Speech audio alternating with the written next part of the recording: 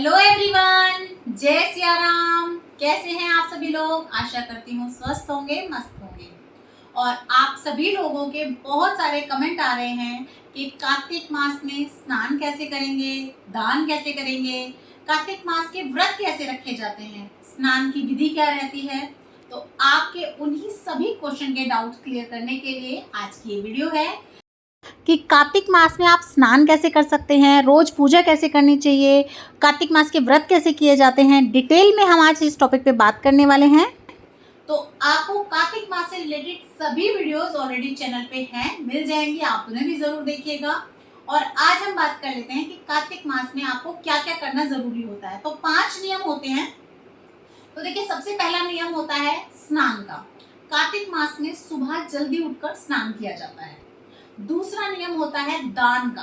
तो देखिए, आप जो है दीप दान कर सकते हैं। सबसे पहले दीप दान आता है, उसके बाद आप अन्न दान कर सकते हैं, आप अपना एक समय का भोजन दान कर सकते हैं, या जितना भी आपसे यथाशक्ति अनुसार बनता है उस हिसाब से आप दान कर सकते हैं। कार्तिक मास के महीने में ऐसे बहुत सारे त्योहार आते हैं, बहुत सारी तिथियां पड़ती हैं जिन पर आप अलग अलग तरह के दान कर सकते हैं। तीसरे नंबर पे आता है तुलसा पूजन। तो देखिए, कार्तिक मास में तुलसा पूजन का विशेष महत्व है। वैसे तो पूरे साल भर ही तुलसा पूजन का बहुत महत्व होता है, पूरे साल ही हमें करनी चाहिए, लेकिन कार्तिक मास में ऐसा कहते हैं अगर आप तुलसी पूजा करते हैं तो भगवान विष्णु बहुत प्रसन्न होते हैं, और अगर भगवान विष्णु प्रसन्न होते हैं तो लक्ष्मी माता आप पर बहुत ज्यादा प्रसन्न होती है। चौथे नंबर पे कार्तिक के महीने में भगवान विष्णु की पूजा का, कीर्तन का, भजन का बहुत ही ज्यादा विशेष महत्व बताया गया है। और 5वें नंबर पे जो आता है वो आता है हमारा व्रत। तो देखिए, अगर आप व्रत या उपवास करते हैं कार्तिक के महीने में तो वो भी बहुत ही ज़्यादा उत्तम बताया गया है। तो देखिए, अगर आप चाहें तो इन 5 नियमों का आप पालन कर सकते हैं, जैसे दीपदान है, विष्णु हरि का भजन है, तुलसा पूजन है, स्नान है और व्रत या उपवास है। या तो आप चाहें तो 5 के 5 नियम अपना सकते हैं। लेकिन अगर देखिए किसी भी कारण से आप 5 नियम नहीं अपना सकते, जैसे कि मान लीजिए आप व्रत नहीं कर पाते, तो इसका मतलब ये नहीं है कि आप और 4 भी ना करें। आपसे जितना बनता है, जितना हो सके, आप उस हिसाब से अपना जो है ना कर सकते हैं। तो देखिए, अगर आप चाहें तो कार्तिक स्नान व्रत के साथ भी कर सकते हैं कि व्रत रखकर कार्तिक स्नान कर रहे हैं, या खाली आप कार्तिक स्नान भी कर सकते हैं। तो देखिए, आप अपने हिसाब से जैसा आपको ठीक लगे, या देखिए जिस हिसाब से आपकी बॉडी अलाउ करती हो, या आपका जो सही लगे, आपको जो सरल लगे, आप उस हिसाब से जो है अपना कार्तिक स्नान का नियम ले सकते हैं। और अब बात कर लेते हैं, अगर आप व्रत के साथ कर रहे हैं तो आपको किस तरह से करना होता है। तो देखिए, व्रत आप फलाहार भी कर सकते हैं कि आप अन्न ना खाएं, सिर्फ आप फलाहार कर सकते हैं, जैसे आलू खा लिया, साग सब्जी खा ली, इस तरह से भी कर सकते हैं। या आप चाहें तो मीठे भी कर सकते हैं। देखिए, जैसा आपको ठीक लगे, आपके स्वास्थ्य के हिसाब से जो सही हो, आप उस हिसाब से व्रत कर सकते हैं। चाहे तो आप खाली मीठे कर लें, सेंधा नमक के कर लें, या प्रॉपर एक समय पर आप जैसे खाना खाते हैं बिना लहसुन प्याज का सात्विक भोजन, आप उस तरह से कर सकते हैं अगर आप व्रत वाले कर रहे हो। नहीं तो आप अपने डेली रूटीन में जिस तरह से खाना वगैरह खाते हैं आप वैसे खा सकते हैं। सिर्फ आप सुबह स्नान आदि करेंगे और उसके बाद आप पूजा वगैरह करेंगे। तो देखिए, जो आप स्नान करते हैं वो आपको सुबह जो है ना तारों की छाँव में करना होता है, यानी कि सूर्य उदय से पहले करना होता है। और उसके बाद आपको तुलसा जी का पूजन करना होता है, और हो सके तो आपको तुलसा जी के पास ही बैठ के ना कथा वगैरह करनी होती है। तो देखिए, आप तैयारी अपनी एक दिन पहले ही कर लीजिएगा। आप जो आपका तुलसा जी का पौधा वगैरह हो अच्छे से देख लीजिएगा, नहीं है तो नर्सरी वगैरह से ले आइएगा। उसके बाद उसे अच्छे से जो है आप साफ़ वगैरह कर लें, उसे अच्छे से सजा लें, श्रृंगार कर लें उनका, और आप ऐसी जगह पे रख लें उन्हें जहाँ पे हो सके तो आप उनकी रोज़ परिक्रमा कर सकें। और इसी के साथ साथ पथवारी भी बोई जाती है, यानी कि जौ से पथवारी बनाई जाती है, उसकी पूजा का भी विशेष महत्व होता है। तो देखिए, इस तरह से आप तुलसा जी के साथ में ही पथवारी या तो इस तरीके से ईंटों से बना लें, या आप जो छोटा सा बर्तन आता है कोई मिट्टी वगैरह का, उसमें भी बो सकते हैं। इसकी पूरी डिटेल में वीडियो है चैनल पे, मैं लिंक आपको दे दूँगी डिस्क्रिप्शन बॉक्स में, कि आप पथवारी किस दिशा में लगाएंगे, तुलसा का पेड़ आपको किस दिशा में रखना चाहिए, और तुलसा का भूल कर भी आपको पौधा कहाँ पर नहीं रखना है। डिटेल में वीडियो है, उसे चेक कर लीजिएगा। और देखिए, इस तरीके से आपको पथवारी बोनी होती है और तुलसा जी का आपको पौधा लेना होता है। इन्हीं की हमें रोज़ पूजा करनी है। तो आप पहले दिन तैयारी कर लें। और अब मैं आपको बता दूं कि आपको ये कार्तिक स्नान करना कब होता है। तो देखिए, जो शरद पूर्णिमा आती है, शरद पूर्णिमा आती है, उस दिन से जो है आप कार्तिक नहाना शुरू करते हैं। उस दिन सुबह से आप नहाएंगे, और उसके बाद आप जो कार्तिक मास की पूर्णिमा आती है उस दिन जो है आप इसका समापन करते हैं। उस दिन जो है आपका कार्तिक स्नान समाप्त होता है। कुछ लोग जो क्या करते हैं, वो एकादशी से शुरू करते हैं स्नान करना अश्विन मास की, और फिर नेक्स्ट मंथ यानी कि कार्तिक मास की एकादशी तक स्नान करते हैं, यानी कि कार्तिक स्नान करते हैं। तो जैसा आपको ठीक लगे, आपके यहाँ पे जैसा होता हो आप उस हिसाब से कर सकते हैं। और ये देखिए इस तरीके से आप पथवारी वगैरह बो लीजिएगा। और अगर आप पथवारी नहीं बोना चाहते तो कोई दिक्कत नहीं है, आप केवल खाली तुलसा माता की पूजा भी कर सकते हैं। उसके बाद देखिए सबसे पहले आपको सुबह तारों की छांव में स्नान करना है।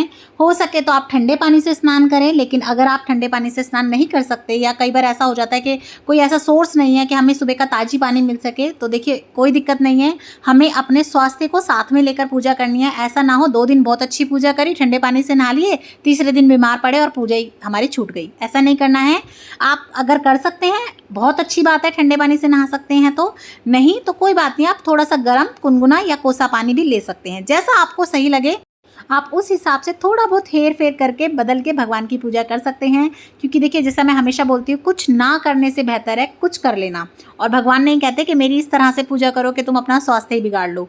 आजकल की बात अलग है, पहले के ज़माने की बात अलग होती थी। तो आप उस हिसाब से जैसा आपको ठीक लगे और जो आपको सेधे नहीं, यानी कि जो आपके घर में परेशानी ना दे, आपको ना दे, परिवार को ना दे, उस हिसाब से जो है आप स्नान करें।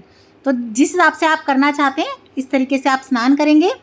उसके बाद आपको तुलसा जी के पास ही बैठकर जो है ना पूजन करना होता है। तो देखिए हो सके तो आप देसी घी का दिया लगाएं, नहीं तो आप तिल के तेल का या फिर सरसों के तेल का, जैसा आपको ठीक लगे, आपका जैसा सामर्थ्य हो उस हिसाब से आप दिया ज़रूर से जोड़ें। और हो सके तो आप शाम के समय पर भी एक दीपदान ज़रूर करें तुलसा जी में।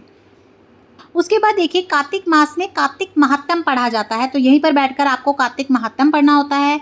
और साथ में कुछ कहानियाँ होती हैं जो आपको ज़रूर से करनी होती है, वरना जो है ना आपको पूरा फल नहीं मिलता है अपनी पूजा का। तो उन सभी कहानियों की, महात्म की जो है आपको वीडियोस मिल जाएंगी चैनल पे, मैंने बनाई हुई हैं। लिंक सभी का मैं आपको डिस्क्रिप्शन बॉक्स में दे दूँगी। लपसी तपसी की कहानी, तुलसा माता की कहानी, नगर बसेरे की कहानी आप ज़रूर देखिएगा। उसके बाद आप धूप दीप दिखाकर इस तरीके से तुलसा माता की, पथवारी माता की इस तरीके से आप आरती कर लें। उसके बाद देखिए अगर ऐसा स्पेस है या आप अगर करना चाहते हैं तो अपने सामर्थ्य के हिसाब से आप जो है ना परिक्रमा ज़रूर करें। और अगर आपका ऐसा स्पेस नहीं है तो मैंने उसके लिए भी वीडियो बनाई है कि आप अगर स्पेस नहीं है तो परिक्रमा कैसे करेंगे। अगर कोने में आपकी पथवारी माता और तुलसा जी हैं तो वो भी देख लीजिएगा आप। तो देखिए जितना आपका सामर्थ्य हो उसके हिसाब से आप चाहे तो 1, चाहे तो 11, 21 या 108 उस हिसाब से आप परिक्रमा ज़रूर कर लें। उसके बाद आपको सूर्य भगवान को 1 लोटा जल ज़रूर से अर्पण करना है। तो देखिए इस तरह से आप अपनी सुबह की पूजा कर लेंगे। उसके बाद आप हो सके तो दिन में कभी भगवान हरि का जो है भजन वगैरह कर लें, उनका मंत्र जाप कर लें, माला फेर लें। इस तरह से आप जो है अपना दिन व्यतीत करेंगे। उसके बाद आपको शाम के समय पर तुलसा जी के निमित्त एक दीपदान ज़रूर करना होता है। वैसे तो देखिए आपको पूरे साल भर ही तुलसा जी के निमित्त एक दीपदान करना चाहिए शाम के समय पर, जो जोड़नी चाहिए। लेकिन अगर आप पूरे साल भी नहीं करते हैं तो कोई बात नहीं, आप खाली ये कार्तिक मास में तो ज़रूर से करें। नियम बना लें कि कार्तिक मास में तो आप ज़रूर से करेंगे। और आप देखेंगे कि आपको घर में भी कितना अच्छा लगता है और बहुत ही जो है ना आपके जीवन में परिवर्तन भी आएगा इससे। तो देखिए इस तरह से आप कार्तिक स्नान कर सकते हैं, व्रत कर सकते हैं। अब देख लेते हैं कि क्या काम है जो आपको कार्तिक स्नान के समय पर नहीं करने होते, क्या चीज़ें वर्जित हैं। तो देखिए सबसे पहले तो कार्तिक मास में जो है ना अगर आप स्नान कर रहे हैं, व्रत वगैरह कर रहे हैं तो लहसुन प्याज का सेवन नहीं करना चाहिए। तो देखिए हो सके तो घर में मांस मदिरा आदि का और लहसुन प्याज का सेवन ना करें। लेकिन कई बार घर में और लोग नहीं मानते हैं तो कोई बात नहीं, लेकिन जो स्नान कर रहे हैं उन्हें तो बिल्कुल भी इनका सेवन नहीं करना चाहिए। जो है शुद्ध सात्विक भोजन आपको खाना चाहिए। दूसरा देखिए इस समय पर जो है ना खाट पे सोना वर्जित बताया जाता है। ऐसा कहा जाता है कि खाट पे बिल्कुल भी नहीं सोना चाहिए कार्तिक मास में। तो हो सके तो आप इस नियम का भी पालन ज़रूर से करें। और देखिए कुछ खाने की चीज़ें भी जो है ना इसमें त्यागी जाती हैं। वैसे तो आप अपने जो आपकी फेवरेट चीज़ें हैं जो आपको पसंद है आप उनका त्याग करते हैं तो बहुत ज़्यादा अच्छा रहता है। दही का, मट्ठे का त्याग ज़रूर बताया गया है। लेकिन उसके अलावा जो है मूंग, उड़द, मसूर, चना, मटर और राई, इन चीज़ों को जो है ना निषेध बताया गया है कार्तिक मास में। हो सके तो ब्रह्मचर्य का भी पालन ज़रूर से करना चाहिए। और इस महीने में जो है ना आपको किसी की निंदा करने से बचना चाहिए, किसी की चुगली बुराई वगैरह नहीं करनी चाहिए। वैसे तो देखिए कभी भी नहीं करनी चाहिए, लेकिन इस समय पर खास तौर पर इन नियमों का पालन किया जाता है। और भी आपको कार्तिक मास से रिलेटेड सभी वीडियोस चैनल पे मिल जाएंगी, उन्हें भी ज़रूर देखिएगा।